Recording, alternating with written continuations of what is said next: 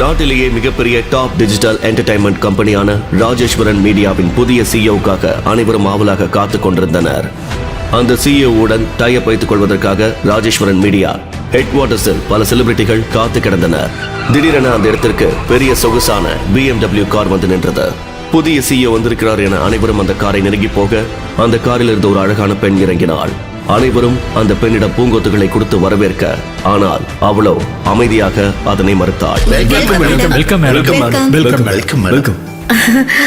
ஐயோ சாரி, நீங்க நினைக்கிற ஆளு நான் இல்ல.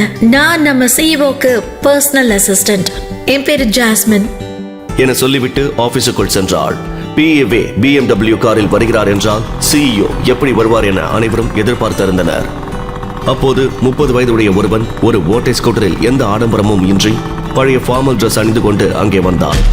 அவன் ஆபீஸ் உள்ளே செல்ல முயற்சிக்க அதனை கவனித்த ரிசப்ஷனிஸ்ட் ஷில்பா ஓடி வந்து அவனை தடுத்தாள். ஹலோ மிஸ்டர், எங்க போற? ஹாய் மேம், என் பேர் ஹரிஷ். ப்ளீஸ் தடுக்காதீங்க, நான் உள்ள போகணும். பிரதர், உன்ன மாதிரி ஆளுக்கெல்லாம் இங்க அலோ கிடையாது.